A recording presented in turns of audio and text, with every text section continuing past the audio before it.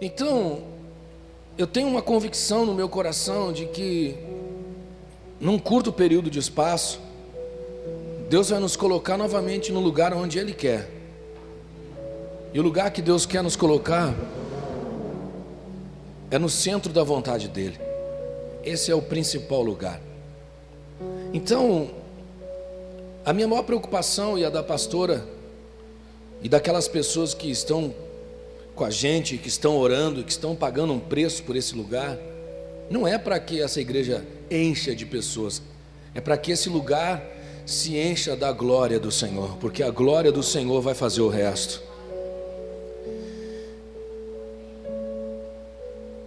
Eu quero ver esse lugar aqui de novo, né, transbordando de pessoas. Isso vai acontecer, porque o crescimento quem dá é Ele, não é a gente. A gente faz muita estratégia, faz muitos planos, a gente faz um monte de coisas para crescer. A igreja tem que crescer, só que a gente esqueceu que um planta, um rega e Deus dá o crescimento. Então, se Ele podou algumas coisas, é porque Ele sabe. Ele é o jardineiro, Ele sabe a hora de podar a árvore para que ela cresça mais ainda.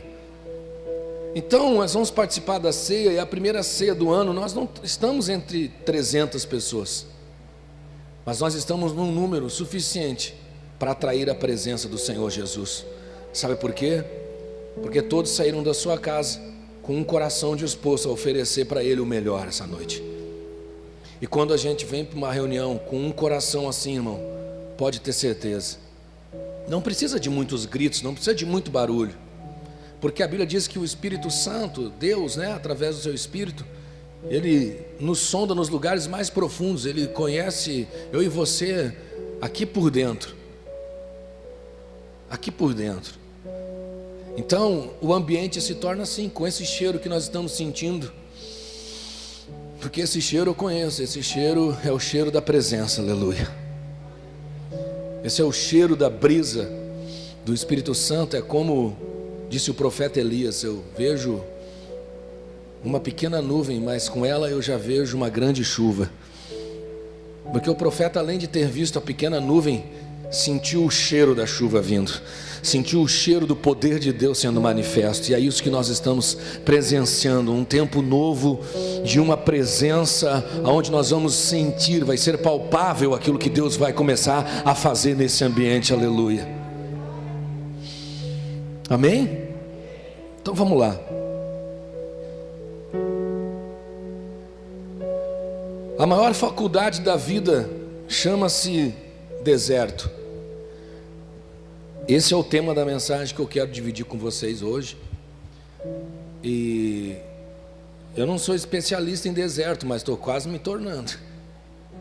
Mais um pouco vou ficar perito. Mas na vida a gente tem muitas escolas. A gente tem muitas escolas, porque a vida nos ensina muitas coisas, né? Quando nós temos... Quem já teve 15 anos aí? Né? Todo mundo, né? Todo mundo já teve. Quando a gente tinha 15 anos, qual era a nossa vontade? Chegar logo aos 18, não era assim? A gente queria chegar logo aos 18, porque a gente achava que aos 18 anos nós nos tornaríamos independentes, porque agora eu sou de maior. A sociedade mentiu que quando você faz 18 anos você é de maior, né? Não, você não é de maior. A partir dos 18 anos fica maior o fardo que você carrega. Só isso. Você fica cada vez menor, porque a partir do momento que você faz 18 anos você está pronto para assumir responsabilidades que até então você não se preocupava. E quando a gente faz 18, a gente quer logo chegar aos 24. Eu não sei porque a galera gosta, conta nos dedos para chegar aos 24 anos. Quando a gente chega aos 24, não vê a hora de chegar aos 30. Quando chega nos 30, não vê a hora de chegar nos 35. E quando a gente chega nos 40, a gente não vê a hora de voltar a ter 15. Quem é que está com 40 aí? Tem de 40 para cima. Não é assim? Ontem eu estava em casa pensando, por que a gente não consegue inventar uma máquina do tempo para voltar aos 15 anos, para mim poder mudar tanta coisa que a gente fez, porque hoje, com a cabeça que a gente tem, a gente faria tudo diferente. Não é assim? A mentalidade que temos hoje não é a mesma que tínhamos há 10 anos atrás. E a mentalidade que nós vamos ter daqui 15 anos não é a mesma de hoje. Por que essas mudanças de mentalidade, de pensamento e de ações? Não é porque a gente vai se adaptando ao tempo e se adaptando às mudanças, não. É porque nós vamos crescendo, amadurecendo, e a vida vai nos ensinando que algumas verdades são mentiras e que algumas mentiras são verdades, e que nem tudo é um conto de fadas, e que as coisas não são tão simples quanto parecem. Então a gente, quando chega numa certa idade, queria poder voltar no tempo para fazer tudo diferente. Se eu pudesse voltar a 14 anos atrás, eu faria diferente. Eu até pedi perdão para Deus, porque eu disse, se eu pudesse voltar atrás, eu escolheria ser advogado ou juiz, menos pastor. Porque pelo menos advogado e juiz, né, ele é respeitado, ele tem autoridade, né, e pastor sofre demais. Aí depois eu falei assim, não, Deus, eu seria pastor, mas eu faria muita coisa diferente. Porque algumas coisas Deus nos prova, outras o diabo se levanta e outras a gente provoca. Então as que a gente provoca, a gente pode mudar. E quando a gente muda aquilo que a gente mesmo provoca, com certeza talvez a gente não dê tanta autoridade para o diabo, e talvez Deus não precise nos provar tanto. Mas enfim, não dá para voltar atrás, não dá para mudar as coisas. O que aconteceu, aconteceu. A nossa vida é assim.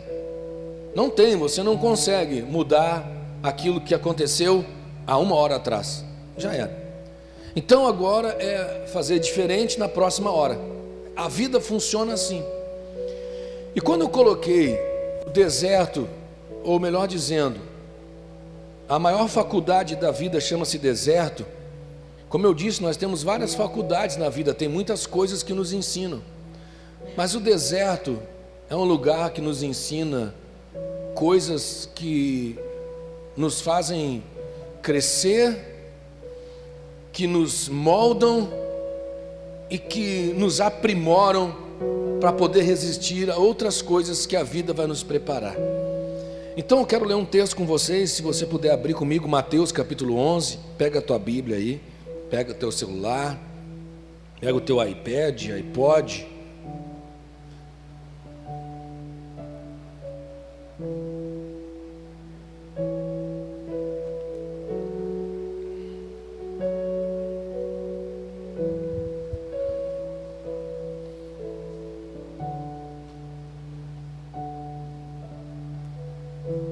Mateus capítulo 4, versículo 1. E vamos ler aqui sobre a tentação de Jesus no deserto. Então foi conduzido Jesus pelo Espírito ao deserto, para ser tentado pelo diabo. E tendo jejuado 40 dias e 40 noites, depois teve fome. E chegando-se a ele o tentador, disse: Se tu és filho de Deus, manda que estas pedras se tornem em pães. Ele, porém, respondendo, disse: Está escrito, nem só de pão viverá o homem, mas de toda palavra que sai da boca de Deus.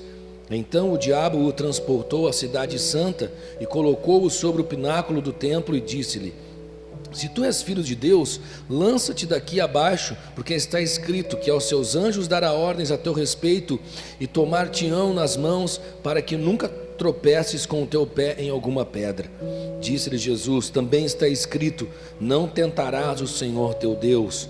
Novamente o transportou o diabo a um monte muito alto e mostrou-lhe todos os reinos do mundo e a glória deles.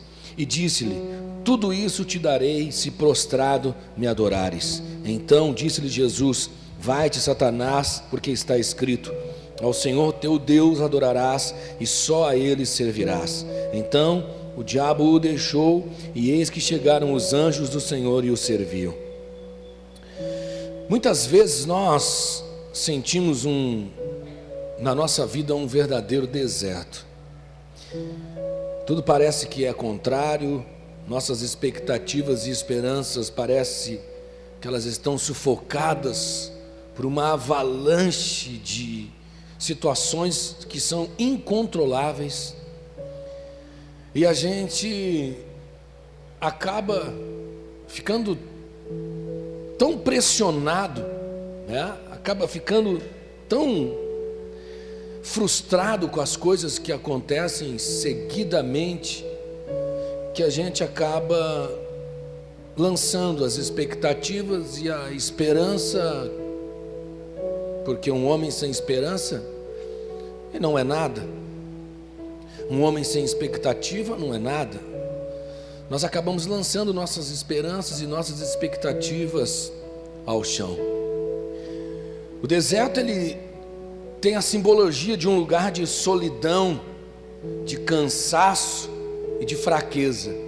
Quando se fala de deserto, é o lugar onde os nossos limites são testados e a nossa capacidade de suportar é levada ao extremo. Quando a gente fala de deserto na igreja, irmão, estou passando por um deserto, a gente está sempre querendo se referir a uma situação, né? É comum no meio cristão, né, esse chavão, a gente dizer que, cara, eu estou num deserto que você não imagina, porque o deserto tem aquela simbologia de um lugar de dor, de sofrimento, um lugar onde nós somos levados ao extremo para testar nossa capacidade de resistência, e muitas vezes nós não temos essa capacidade de resistência, e muitas vezes nós estamos sendo testados no nosso limite, mas nosso limite ele é pouco, ele não é muito. Tem pessoas que não precisam muito para que o seu limite chegue no auge. Alguns resistem um pouco mais, outros suportam um pouco mais, mas a grande maioria é muito limitada nessa questão. O deserto é um lugar de aflição, não é um lugar que todos gostariam de estar. Jesus foi levado para o deserto para ser tentado pelo diabo, mas antes de ser tentado, antes da tentação vir, porque Jesus não foi tentado durante o jejum, não, Jesus foi tentado após os 40 dias e após 40 noites de jejum. Então a tentação que sobreveio para Jesus se tornou maior, porque o seu estado físico, emocional, o seu estado mental estava abalado. A única coisa que garantiu Jesus, ou melhor dizendo, que garantiu sucesso na resistência de Jesus contra a tentação do diabo, é que o seu espírito estava de pé e fortalecido. Espiritualmente, Jesus estava forte, mas mentalmente, emocionalmente e fisicamente falando, Jesus estava abalado, abatido, estava fraco. E Satanás aproveita o momento da fraqueza humana, do estado emocional humano, para tentar tirar Jesus do propósito. E aí me vem uma coisa que é muito interessante: o diabo, ele nem sempre será o pivô dos nossos desertos. O diabo nem sempre será o precursor dos nossos desertos. Muitas vezes Deus nos levará para alguns lugares, porque Deus quer nos preparar para algumas coisas, mas Satanás, ele é oportunista. Jesus estava no deserto, jejuando e se preparando para o ministério, para aquilo que viria pela frente, mas mesmo assim, no meio desse preparo, o inimigo, sabendo, foi até lá para tentar fazer com que Jesus fracassasse no seu propósito. Muitas vezes nós vamos passar algumas situações na vida, querido, que Deus vai providenciar, sabe por quê? Porque Deus, Ele sabe o que é necessário para nos fazer crescer. Deus sabe o que é necessário para nos fazer ficar forte, firme, maduro. Deus sabe como moldar e como trabalhar no vaso. Mas no meio dessa modelagem, muitas vezes o inimigo, que é astuto, ele vai tentar tirar vantagem disso, porque ele sabe que emocionalmente, fisicamente, nós estamos muitas vezes abalados, abatidos. Você quer ver uma coisa? Às vezes entramos num deserto financeiro na nossa vida. Às vezes algumas coisas começam a dar tudo errado daquilo que nós planejamos. Nós nos abatemos, nós nos abalamos, nós nos desanimamos, nós começamos a pensar de forma negativa que mais nada vai dar certo, que tudo vai dar errado. E na realidade Deus está tentando trabalhar alguma coisa em nós e nós não conseguimos enxergar isso, porque nós estamos tão abalados emocionalmente e tão frustrados com as coisas que estão acontecendo, que nós já não enxergamos que Deus pode estar trabalhando nisso. E aí o diabo vem e tenta tirar proveito de uma forma oportunista dessa situação. Aí é onde Satanás trabalha, lançando no nosso coração vários sentimentos, muitas vezes até de dúvida em relação àquilo que Deus prometeu para nós, tentando nos tirar do propósito, fazendo com que a gente se desanime de tal forma com Deus. Quantas vezes eu já vi pessoas perguntar para mim: ah, pastor, aonde estava Deus? Onde estava Deus? Nós tivemos agora essa fatalidade que aconteceu, todo mundo conheceu a dona Vilma. Fatalidade, que coisa triste isso, irmão. Que coisa triste. Para quem não conheceu, foi uma senhora que congregou conosco, que foi assassinada com 15 facadas. Semana passada, que fatalidade isso. E alguém perguntou para mim: onde estava Deus? Ela era uma pessoa tão fiel, pastor. Onde estava Deus? Querido, Deus estava no mesmo lugar de sempre. A questão não é onde estava Deus, é onde está o coração de quem tem coragem de fazer uma coisa dessa. É diferente. E aí me faz lembrar um ensino de Jesus, quando Jesus disse assim: não temam aqueles que podem tirar a vida, ou melhor dizendo, aqueles que podem matar o corpo. Temam aquele que pode tirar a própria vida, que é Deus. Então, querido, se você é fiel a Ele, se você é fiel a Deus, eles podem matar o teu corpo, mas nunca vão matar a tua alma e o teu espírito, porque não pertence a eles. Talvez o diabo em algumas situações consiga ter vantagem contra essa matéria aqui, ó, mas ele nunca vai tocar na nossa alma e no nosso espírito, porque pertence a Ele. Então, ao ser tentado no deserto, Jesus ele nos deu alguns ensinos que são fundamentais, porque eu sei que todo mundo, se perguntar aqui, vai dizer: pastor, eu não tenho intenção nenhuma de passar por um deserto, já estou orando, já repreendo essa palavra, eu não aceito essa palavra. Você não precisa aceitar, querido. Não é uma questão de aceitar, é uma questão de se preparar, revestido de toda a armadura de Deus, para quando chegar o dia mau estejais firme. Porque o dia mau, ele vai bater a porta. E quando ele bater a porta, aí é que está. A questão não é se o dia mau chegou ou não, é se nós estamos revestidos ou não, é se vamos estar firmes ou não. O dia mau vai chegar mais cedo ou mais tarde para cada um de nós, de uma forma ou de outra, de um jeito para um, de uma maneira para outra. Cada um tem o seu deserto, tem o seu momento difícil, cada um tem o seu dia mau.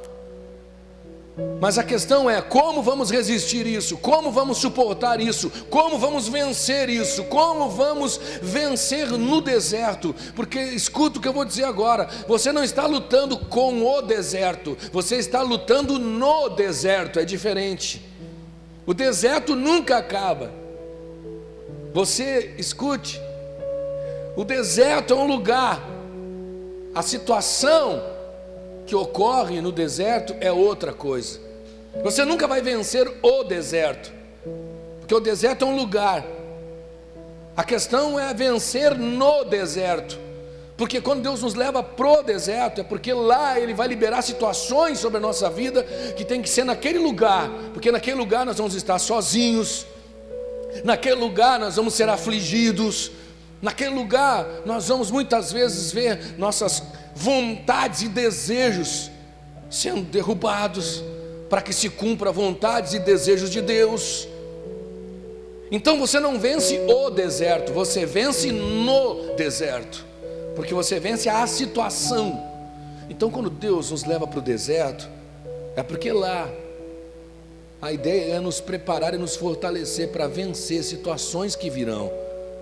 Então é um lugar de faculdade, irmão, é um lugar de aprendizado. Por mais que a gente não queira, por mais que seja doloroso, pode ter certeza, todo mundo aqui que enfrentou uma situação difícil, todo mundo que enfrentou uma situação difícil, quer ver? Vou dar um exemplo.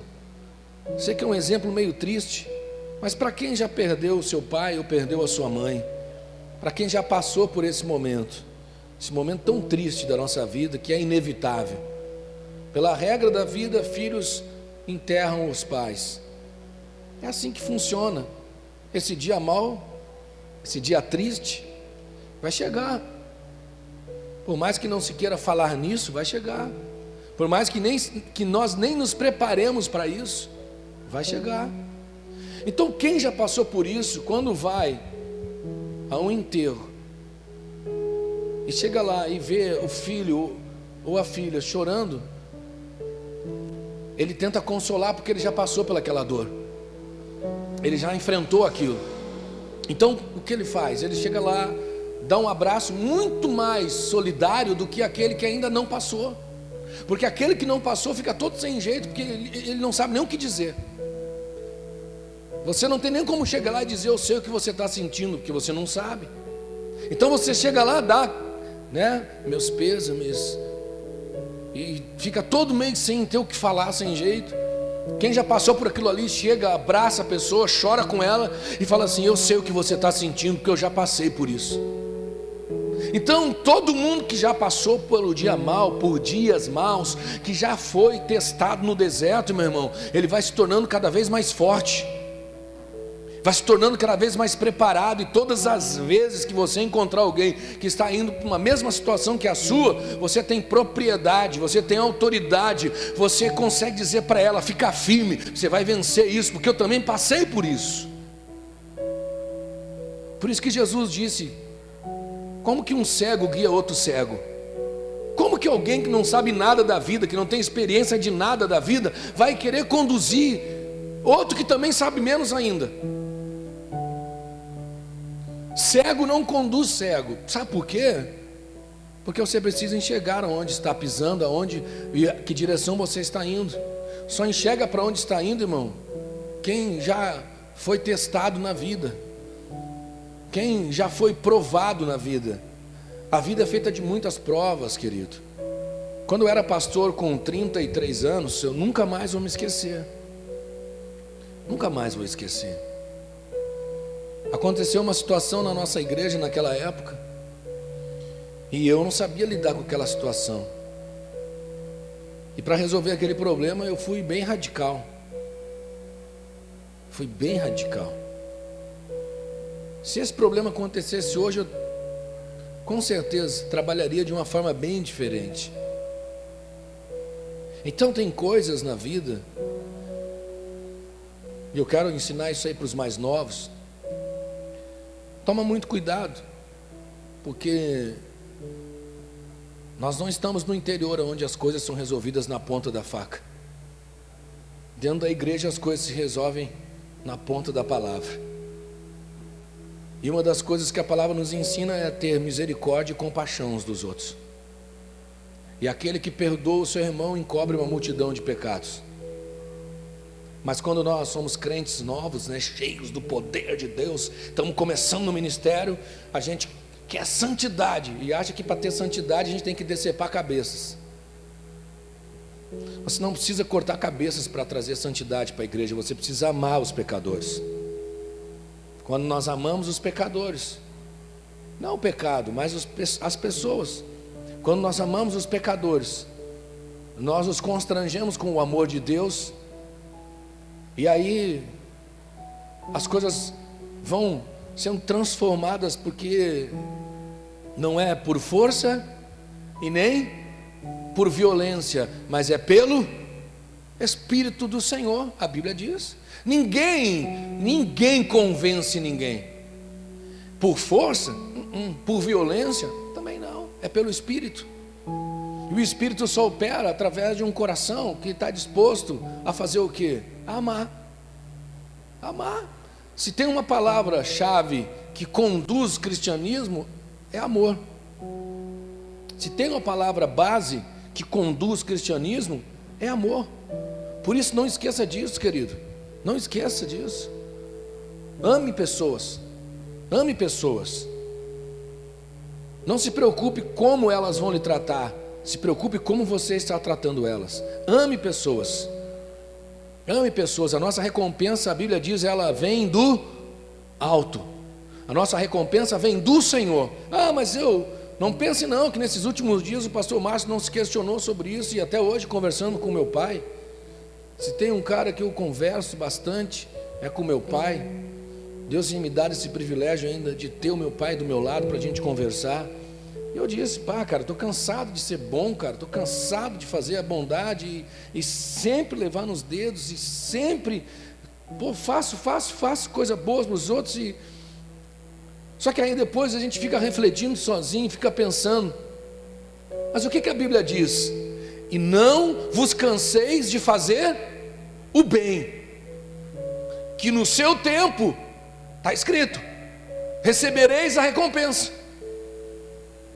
Então não tem como cansar. É Bíblia. É Bíblia. Mas vamos voltar para cá. Então Jesus vai para o deserto, e no deserto Jesus vence uma situação que naquele momento o diabo tenta, né, se favorecer de um momento de fragilidade emocional e física e até mental de Jesus como homem. E Jesus vence no deserto essa situação. E nós lendo esse texto, nós temos alguns ensinos que nos ajudam a passar pelo deserto e vencer as situações que sobrevêm à nossa vida. E às vezes tem coisas que acontecem de forma intercalada. Você vai concordar comigo, amém? Você está aí ainda, amém? Ó, desculpa se o pastor Márcio está falando lento, tá? A culpa é da pastora, porque ela está me dando uns remédios que está me deixando a 10 por hora, tá? Eu não sei o que ela me dá lá, mas eu sei que eu ando assim, ó, eu ando zen. Até no trânsito, esses dias eu fui xingar um cara, meu, bah. Vocês já viram o mano xingando alguém no trânsito? Já viram? Eu fiquei impressionado. Todo mundo conhece o mano aqui, né? O Eliezer, o soneca da estrela aqui. Ele xingando o cara na sinaleira assim, ó.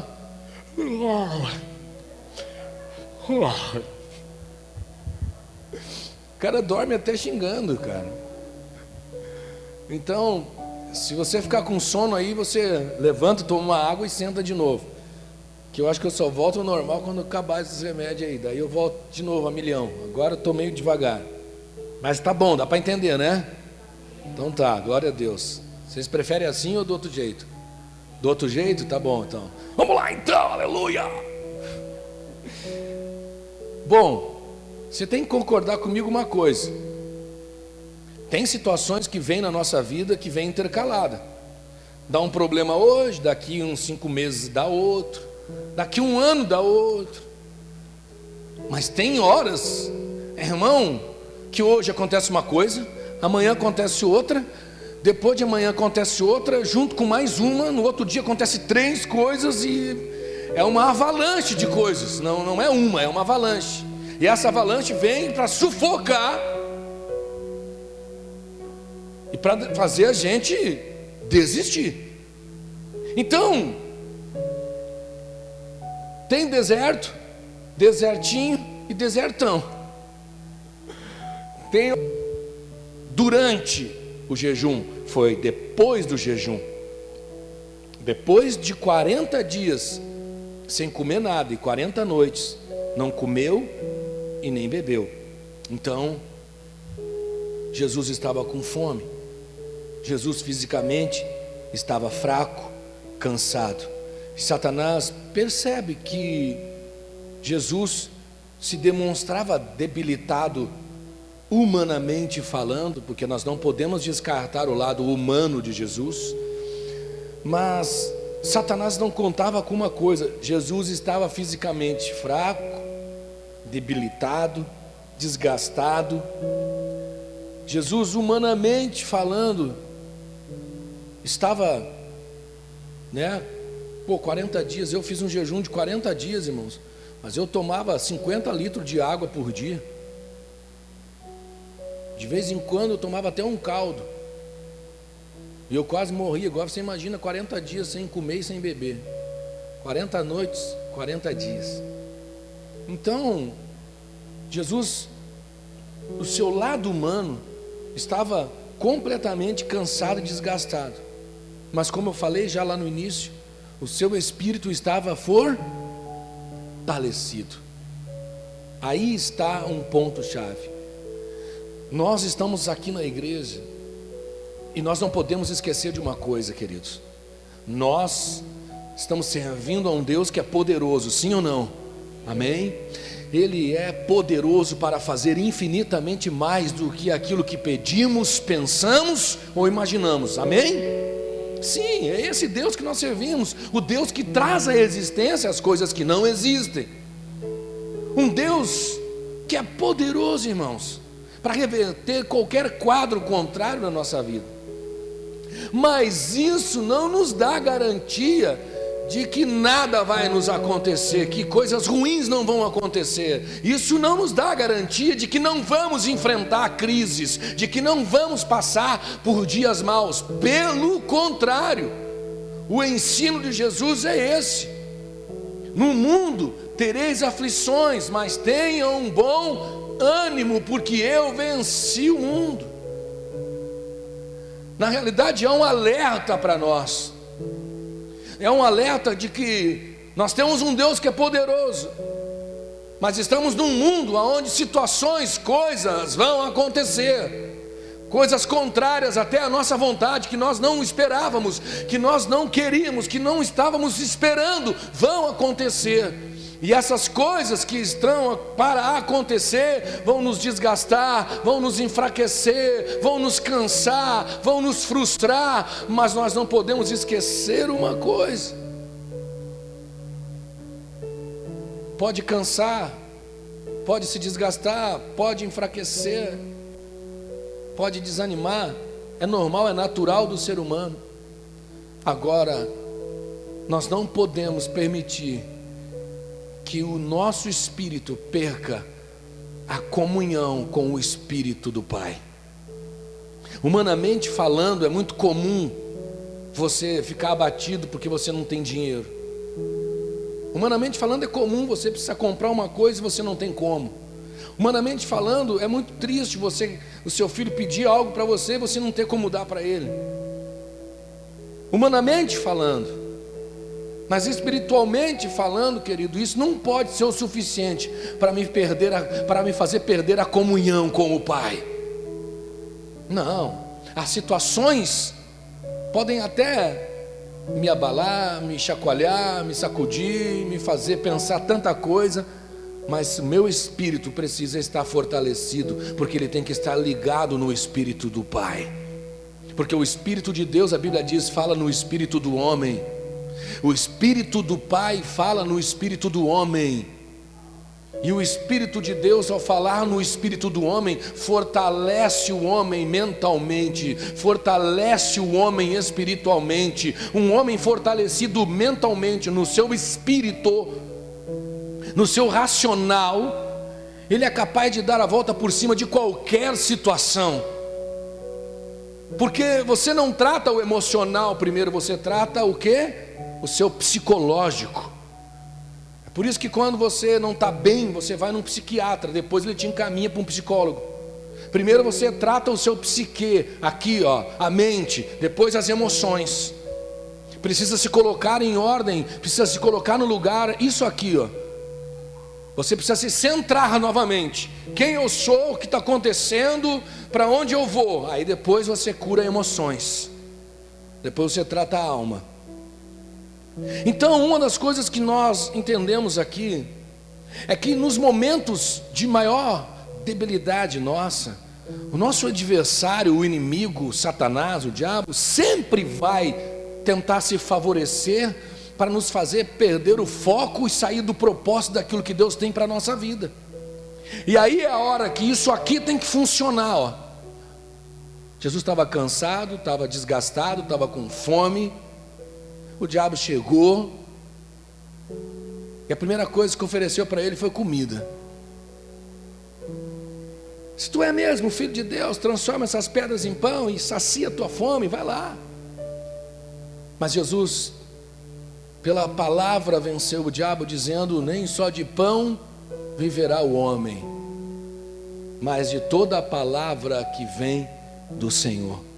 Então, isso aqui, ó, isso aqui precisa estar ligado com o Pai, porque o Espírito de Deus vai falar conosco no espírito do homem aqui, porque a partir daqui é que vamos colocar as coisas no devido lugar. Quando isso aqui abala, quando isso aqui se desequilibra, nós não percebemos mais nada que está à nossa volta.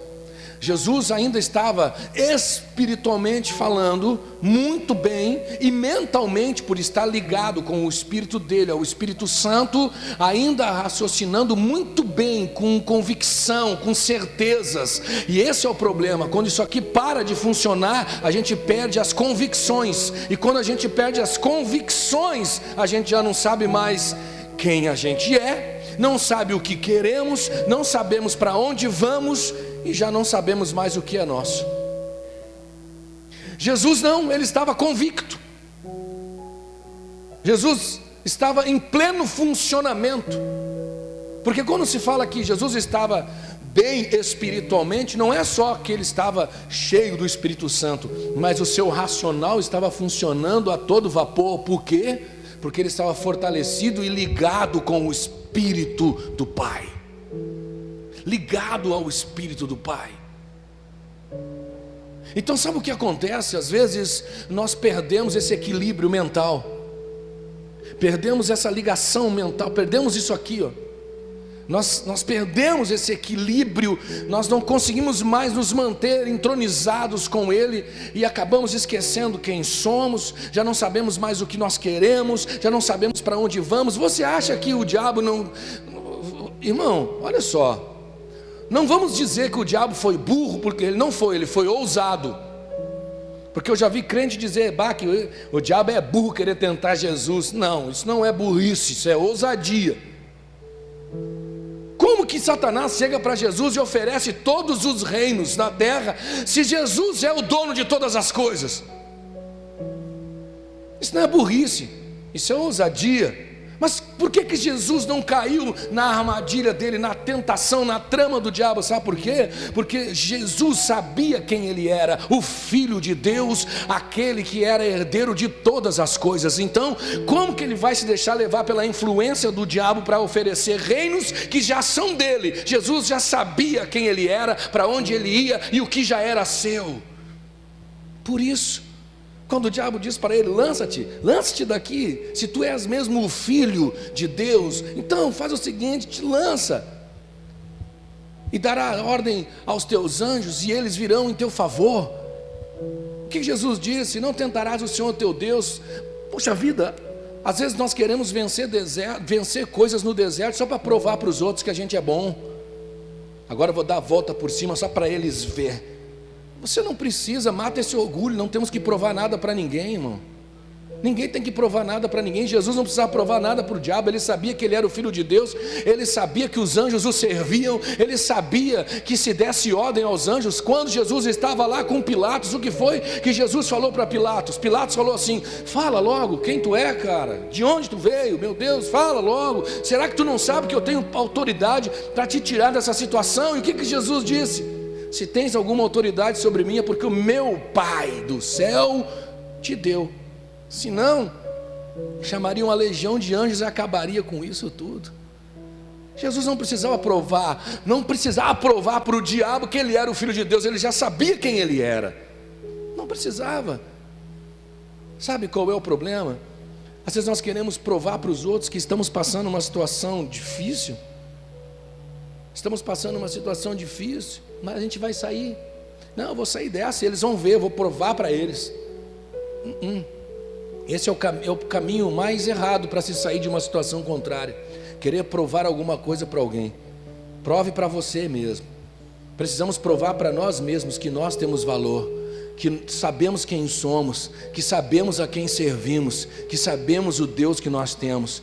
Que se hoje nós estamos passando uma situação adversa, Deus, olha bem, Ele nos provará nessa situação e depois Ele nos erguerá e nos exaltará nessa situação. Não precisa provar nada para ninguém, você precisa, em primeiro lugar, provar para você quem você realmente é. Eu sei quem sou. Numa das minhas conversas com a pastora, nós estávamos conversando, a gente vem para cá orar às 11 horas da noite, e a gente estava conversando,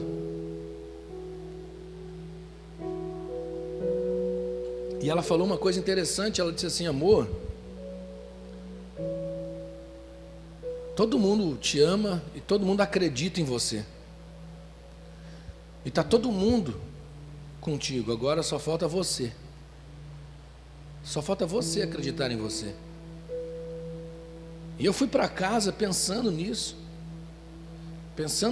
só falta você acreditar em você, porque eu sempre fui o cara, sabe, o cara que mais acreditava em mim? Era eu mesmo. Mas tantas coisas aconteceram de forma contrária ao que eu imaginava, que depois eu parei de acreditar em mim mesmo. Eu pensava assim: quer saber? Eu acho que o Márcio não está com nada.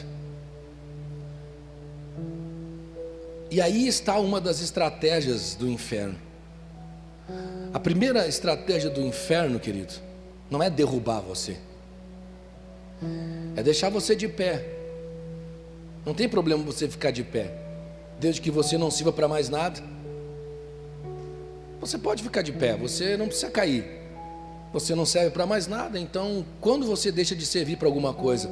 Quando nem você mesmo acredita em você. A primeira pessoa que precisa acreditar em você é Deus. E essa nunca vai deixar de acreditar. Essa sempre vai acreditar, sempre vai apostar, e essa vai apostar alto, sempre. Ele nunca vai deixar. A segunda tem que ser você mesmo. Agora, e os demais, pastor? Os demais, eles passarão a acreditar em nós, não porque nós somos bons e fazemos coisas boas, é porque o que nós vamos refletir já não vem mais de nós, vem dele. Aleluia. Aquilo que vamos refletir não é nosso, não é sabedoria humana, não é conhecimento humano. Olha o que Paulo disse: nós não viemos até vocês com palavras de sabedoria humana, com conhecimento humano. Nós não viemos aqui com a nossa inteligência humana, não viemos aqui com a sabedoria nossa, mas viemos aqui com o quê? Com o poder do Espírito Santo, com coisas que já não vêm de nós, com coisas que vêm dele. E aquilo que vocês estão vendo em nós não é nosso, vem dele. E é isso que faz com que a gente tenha credibilidade. Quando a gente começa a refletir o céu, quando a gente começa a refletir aquilo que já não é mais humano, aquilo que é de Deus. Aleluia. Você acha que Jesus ganhou credibilidade por quê? Porque ele era diferente? Não, ele era um judeu, ele era como qualquer outro. Mas é que Jesus refletia coisas que eram diferentes. No meio de uma situação adversa, Jesus agia diferente. No meio de situações contrárias, Jesus trabalhava diferente. No meio de situações que sobrevinham quando ele estava com os discípulos, Jesus se comportava diferente. Quer ver uma coisa? Estavam eles no barco, atravessando o mar, e de repente veio grande tempestade. Os discípulos entraram em pânico. A tempestade era tão forte que os discípulos se desesperavam e Jesus dormia. Enquanto os discípulos se desesperavam, Jesus fazia o quê? Dormia. De repente eles não aguentaram, acordaram Jesus. chama logo esse cara aí, nós vamos morrer, e ele está dormindo. Pelo menos ele vai morrer acordado. Acordaram ele: mestre, não te importas que pereçamos?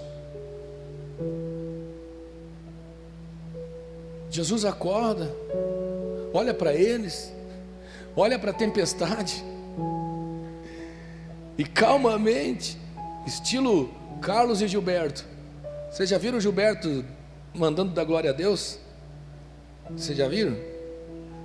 O Xande que sabe imitar direitinho. Jesus, eu vou te entregar para ele, cara. Ele estava imitando o Gilberto e o Carlos, o Xande. Jesus acorda lentamente, como o Carlos e o Gilberto. Olha para a tempestade, olha para os discípulos. Amém? Aleluia. O Gilberto, como um bom luterano, vocês podem dar um glória a Deus? O Carlos, eu não sei porque que ele ficou assim, porque ele era quadrangular, tinha que ser mais agitado. Mas enfim, Jesus acorda e olha para eles, olha para a tempestade. Mar, cala-te, vento, cessa-te. A tempestade para, as coisas se acalmam, e os discípulos se perguntam: quem é este que até o mar e o vento obedecem? Olha o que Jesus refletia. Imagina se Jesus acordasse desesperado, em pânico, junto com eles, gritando, apavorado. Sabe por quê? Porque o que Jesus refletia não era humano. O que Jesus refletia eram coisas que eram respostas dos céus. As pessoas vão olhar para nós e vão nos ver como vencedores quando nós refletimos coisas que não vêm de nós. Nós não precisamos fazer nada para provar que somos bons. Não precisamos fazer nada para provar para os outros: dê a volta por cima, olha aí, ó. Não precisa. A volta por cima, ela vai acontecer automaticamente quando nós nos rendermos para baixo. Quando nós nos rendemos para baixo, Deus nos fará dar a volta por cima. Eu lembro de uma foto que nós tiramos aqui na igreja no encontro com Deus. Eu estava orando aqui em cima, perto da cruz, e o Maicon mandou uma mensagem para mim. O Maicon Falaveno: o lugar mais alto que um homem pode chegar, aos pés da cruz. E é verdade. O lugar mais alto que um homem pode chegar é aos pés da cruz. Então, nós não precisamos nos exaltar e não precisamos buscar os lugares altos. Nós só temos que fazer o quê? Nos render a cada dia e deixar que Deus nos eleve. Olha só, depois que Jesus não se deixou ser influenciado pelo diabo, depois que Jesus não caiu na tentação de Satanás, depois que Jesus conseguiu vencer Satanás nas tentações, a Bíblia diz que os anjos de Deus vieram e o serviam. Sempre depois que nós nos mantermos firmes em meio às tentações, sempre que nós nos mantermos firmes no meio da luta, sempre que nós não nos deixarmos ser levados por influências negativas, sempre que nós não nos deixarmos ser conduzidos pelas coisas ruins que tentam nos tirar do propósito e permanecermos firmes, focados naquilo que fomos chamados, pode ter certeza, querido, não será homens que vão te servir, mas será o próprio Deus que irá nos servir. Aleluia. Amém? Essa é a diferença. Jesus nos ensina uma segunda coisa, e isso é fundamental. Primeiro, nós falamos sobre entender com clareza as tentações. No meio do deserto, no meio da situação, sempre o inimigo vai tentar se aproveitar de forma oportunista para nos desanimar e nos frustrar e nos derrubar de uma vez por todas e nos fazer perecer. E nós temos que identificar isso e nos permanecer firmes, focados, ligados com Ele, para que a nossa mente o nosso raciocínio esteja conduzido pela vontade dEle. A segunda coisa é compreender as nossas limitações. Talvez esse seja o nosso maior desafio. Talvez esse seja um dos nossos desafios, compreender as nossas limitações. Todos nós aqui, só para a gente descontrair um pouquinho, você pode dar uma cutucada aí no irmão aí do lado aí, só dá um cutuco nele aí, no de trás também, dá um tapa nos beiços dele.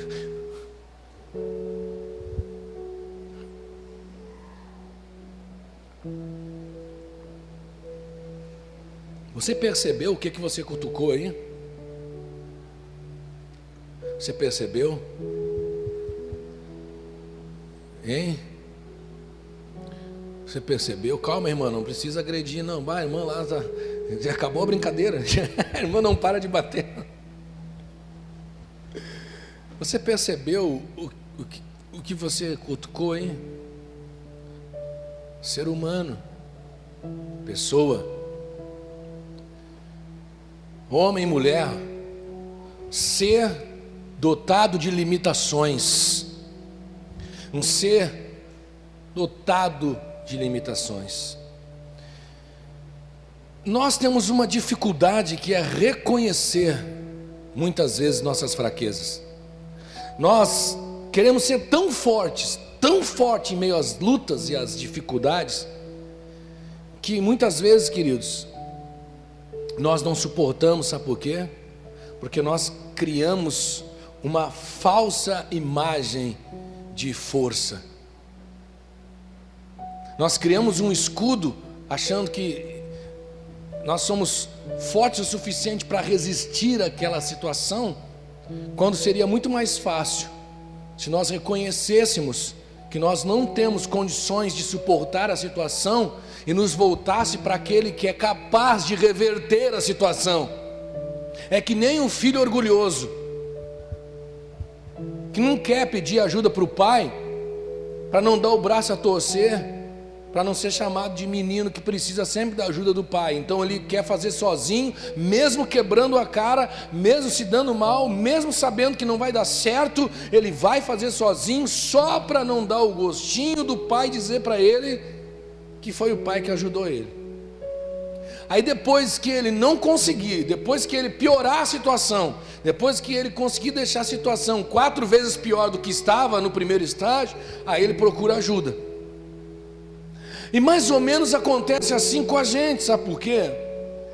Porque existem situações na nossa vida, queridos, que você não precisa bancar o forte, você não precisa ser forte, você só precisa entender de onde vem a sua força. Você precisa reconhecer de onde vem a força. Você não precisa bancar o super-homem, você só precisa reconhecer de onde vem a sua força. A minha força vem do Senhor. Elevo os meus olhos para o monte, de onde me virá o meu socorro. O meu socorro vem do Senhor. Você não precisa ser forte, basta reconhecer quem é a tua torre forte. Essa é a diferença. O melhor lugar para a gente demonstrar a nossa força é quando nós nos humilhamos diante de Deus, porque ser forte é se humilhar diante de Deus e reconhecer que não tenho, não consigo, não posso, Senhor, preciso de Ti, preciso da Tua ajuda, eu não consigo. A pessoa forte é aquela que reconhece a sua fraqueza. O fraco é aquele que tenta ser forte para não demonstrar que está fraco. Porque você não precisa esconder a tua humanidade. Jesus não escondeu a humanidade dele. Você quer ver? Lê lá de novo. Depois de ter jejuado 40 dias e 40 noites, teve o quê? O que Jesus teve? Fome. Fome, como todo ser humano, fome. O ser humano não come, sente fome. O lado humano de Jesus.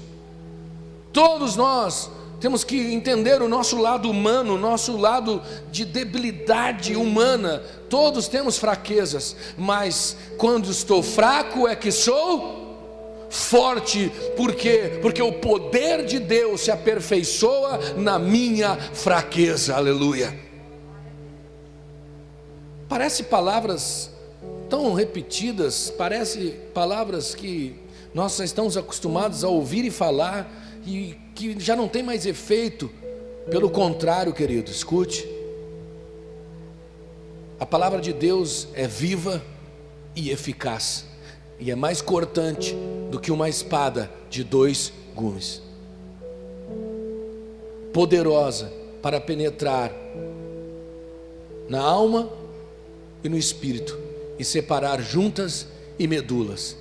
A palavra de Deus é poderosa, e se nos apoderarmos dela, e se tomarmos ela sobre a nossa vida, nós vamos viver todas as coisas que Deus tem declarado sobre nós, em nome de Jesus. Então, não tenha medo de no meio do deserto demonstrar a tua fraqueza. Não demonstre fraqueza para o inimigo, demonstre para Deus, porque é Ele que te faz forte. Você acha que eu tenho vergonha de chorar? Você acha que eu tenho vergonha de vir para cá, eu e a pastora? Ah, está aqui, ó. Se alguém quiser depois começar a trazer, fica à vontade, está aqui, ó. Todo dia, 11 horas da noite, estamos orando. Daqui a foto da nossa família, toda a nossa família. Aqui o óleozinho ungido. Esse óleo é de Israel, se alguém quiser eu vendo depois, é R$1.000. A gente traz a foto para cá e a gente apresenta aqui, ó. Coincidentemente ou não, cristocidentemente ou não, o primeiro ser humano da foto é o meu filho,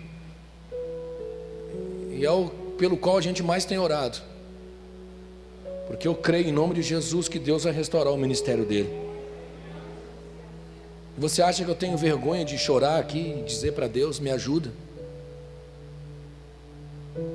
Eu não consigo, eu não tenho o que falar para o meu filho, mas o Senhor pode mudar, me ajuda.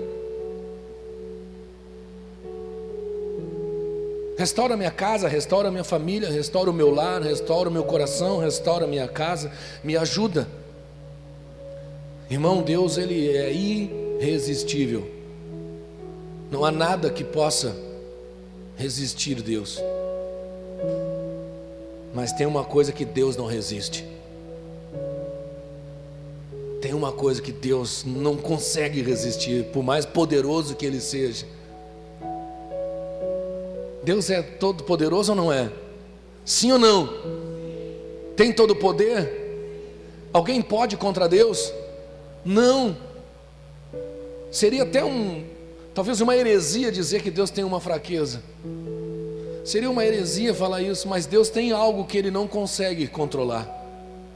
Tem algo que Deus não resiste. A Bíblia diz, um coração quebrantado e contrito, Deus não resiste. Deus não resiste, irmão.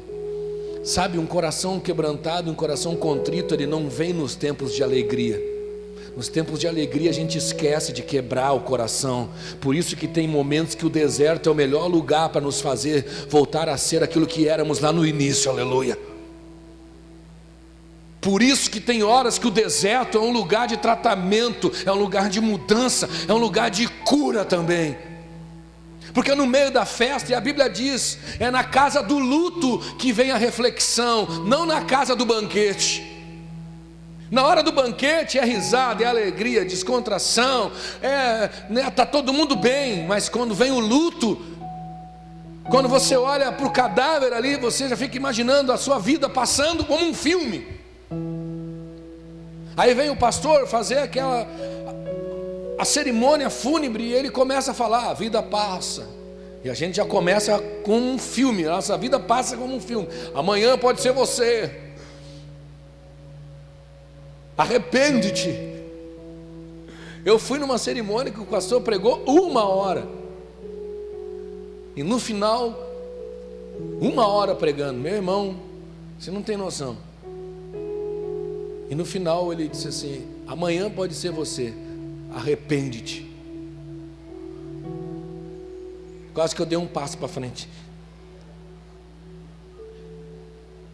Na casa do luto, a reflexão. Na do banquete, às vezes nossa vida está tudo dando certo, está tudo indo nos conforme, está tudo dando certo como a gente queria, e a gente não está nem aí, nem sabe mais o que é quebrantar coração. A gente está fazendo tudo certo, está dizimando, está indo no culto, está tomando santa ceia, está dando o quilo do amor, está participando da célula, a gente está fazendo tudo certinho, está tudo dando certo, fazendo tudo que a igreja pede, mas às vezes não faça o que Deus precisa. E aí vem o deserto, porque o deserto é um lugar para nos fazer chorar de verdade, é para fazer gente grande chorar que nem criança. Deserto é lugar para fazer gente grande chorar que nem criança. E aí você acha que é feio? Não, irmão, pode chorar, vale a pena, vale a pena. Às vezes eu e a pastora estamos aqui orando, e aí ela começa a orar, já começa a chorar. E aí eu fico olhando, como é que consegue chorar tão rápido assim? Como que consegue? Mal começa a orar, já começa a chorar. Eu preciso de todo um clima, eu tenho que botar uma música, eu tenho que pensar nos meus problemas, tenho que chorar, para mim chorar eu tenho que... Isso era antes. Porque quando você está no deserto, meu irmão, você já nem sabe mais o que é secar as lágrimas. Você chora dia e noite. Por isso que é interessante saber aprender com essa faculdade. Nos ensina muitas coisas. Uma outra coisa que... Eu já estou terminando. Uma outra coisa que o deserto nos ensina: quebra o nosso orgulho. Quebra o nosso orgulho. O deserto é o lugar para pegar o nosso orgulho e fazer assim, esmagar ele. No deserto, todo mundo é sofredor. No deserto, todo mundo é provado, todo mundo é levado à exaustão da dor. No deserto, todo mundo é levado ao limite. Então o orgulho é quebrado, sabe por quê? Porque bate um desespero. Sim ou não? Não bate um desespero? Sabe quando você está com aquela enfermidade que está para tirar a sua vida, não bate um desespero, e aí a gente clama como se nunca tivesse clamado na vida? Sabe? Uma vez eu passei um deserto quando eu perdi a visão. Eu tenho que cuidar muito algumas coisas que eu faço, porque eu não posso esquecer de uma promessa que eu fiz para Deus. Quando eu perdi a visão do olho direito, eu fiquei mais ou menos, porque eu ainda tinha um olho, né? Quem tem um olho ainda se mantém. Mas quando a doença atacou meu olho esquerdo, eu fiquei sem enxergar dos dois olhos, das duas vistas. Me bateu um pavor tão grande, irmão. E eu gritei, clamei, chorei, me desesperei, fiz promessas para Deus que algumas eu já nem lembro mais que fiz. Porque no deserto, naquele lugar ali, nós somos quebrados. Somos quebrados. E aí não tem orgulho que te faça permanecer de pé, querido. O deserto também é um lugar que mexe e desestabiliza a nossa estrutura física e material. Sabe por quê? Às vezes nós somos tão apaixonados pelas coisas que temos, mas Deus nunca mandou você amar coisas, mandou você amar pessoas. Eu mesmo, sabendo que isso tem me prejudicado, já por anos eu tenho sido prejudicado por isso, por ser assim, por amar pessoas. Eu nunca amei coisas. Eu já falei aqui, faça bons amigos, não faça bons negócios. Irmão, se eu tiver que perder dinheiro, eu perco. Agora, há menos de um mês atrás, Eu tinha um irmão aqui na igreja, que agora não está mais, saiu, né? Me devia R$4.500, eu perdoei a dívida dele. E olha que eu estou precisando. Estou precisando, e muito desse dinheiro. Mas sabe o que eu pensei? O cara não tem, não adianta. Eu não vou matar esse cara por causa de R$4.500. Você vai pensar assim, bem capaz que eu vou deixar barato? Não, capaz. Mas eu quero só que você entenda uma coisa. Eu quero acreditar que Deus um dia vai me recompensar. E que Deus vai me dar 10 vezes mais do que aquilo que eu tenho feito e daquilo que eu tenho perdido. Sabe por quê? Porque quem é apaixonado por coisas precisa ter muito cuidado. Deus vai mexer nas estruturas. E às vezes vamos perder as coisas que mais amamos. E nem sempre as coisas que mais amamos são pessoas. Às vezes amamos demais as coisas, bens materiais. E é por isso que às vezes entramos em desertos financeiros e desertos materiais, de coisas que Deus mexe na estrutura da nossa vida, para que a gente não dê tanto valor a isso. Sabe por quê? Porque aquilo ali não significa nada, mas o que está do meu lado, aquilo que eu tenho, é muito mais importante, querido. Pessoas são mais importantes do que coisas. Pessoas são muito mais valiosas do que coisas. Vocês acham que eu me preocupo com essa estrutura que a gente montou? Eu não me preocupo com vocês, irmãos. Se nós tiver que sair daqui e alugar uma garagem para continuar com a igreja, porque o importante é a gente continuar, não é a estrutura. Vocês são o bem mais valioso do que toda a estrutura que a gente tem. Criamos, montamos isso tudo, claro, para nos dar uma forma de trabalho, para nos dar condições de trabalho melhor, claro, criamos, mas isso não é nada. Pessoas são muito mais valiosas do que estrutura. Nós temos estrutura porque nós mesmos somos exigentes. É nós que queremos estrutura. Mas escute o que eu vou dizer. Não se prenda nas coisas. Não se prenda nas coisas. As coisas ficarão aí. As coisas são o que menos importa. Às vezes nós cuidamos tanto. Eu nunca vou esquecer a história de um cara que ele tinha um dinheiro guardado, guardou dinheiro, não usou, não aproveitou, escondeu da família. E quando morreu, quem gastou? Foi o marido da mulher, o segundo. Ele não deixou os filhos usar, não deixou a mulher usar, ele não usou, guardou o dinheiro, a mulher viuvou, achou outro cara, casou com o cara, e o cara gastou todo o dinheiro que ele juntou, a vida inteira. E o que eu quero dizer com isso, irmãos? Não é que nós não temos que ter, guardar, cuidar, zelar pelo que é nosso. Não é isso que eu estou dizendo. Eu estou dizendo que se você tiver que amar, ame quem está do seu lado, porque são as pessoas que vão passar o deserto com você. Sabe, eu olho para a pastora Dulce e às vezes eu me pergunto, por que Deus é tão bom comigo de me dar uma esposa assim, de suportar tanta coisa do meu lado? Eu oro para que as esposas de vocês se tornem essa mulher aqui,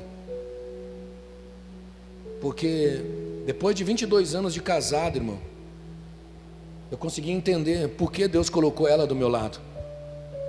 Porque para suportar, só uma mulher sábia. O que ela tem suportado do meu lado, tantas coisas que nós já passamos, irmão, eu já ganhei dinheiro, irmão, e ela estava do meu lado. Sabia gastar também, gastava bem. Nós já tivemos sem dinheiro, continuou do meu lado. Nós já passamos dias de não ter nada dentro de casa e ela não reclamou de nada.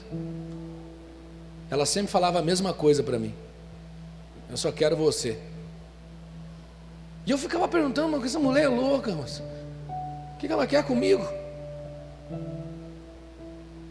E agora, no meio de tanta essa tempestade, sabe o que ela disse para mim?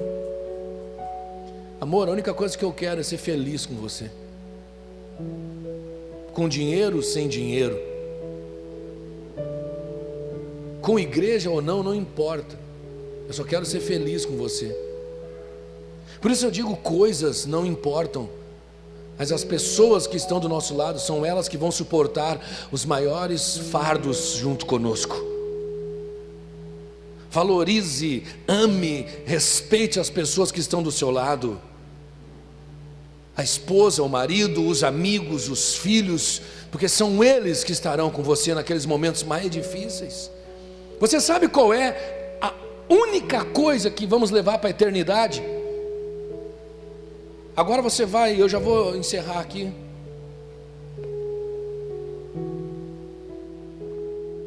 Eu não posso deixar de falar disso. Sabe qual é a única coisa que vamos levar para a eternidade?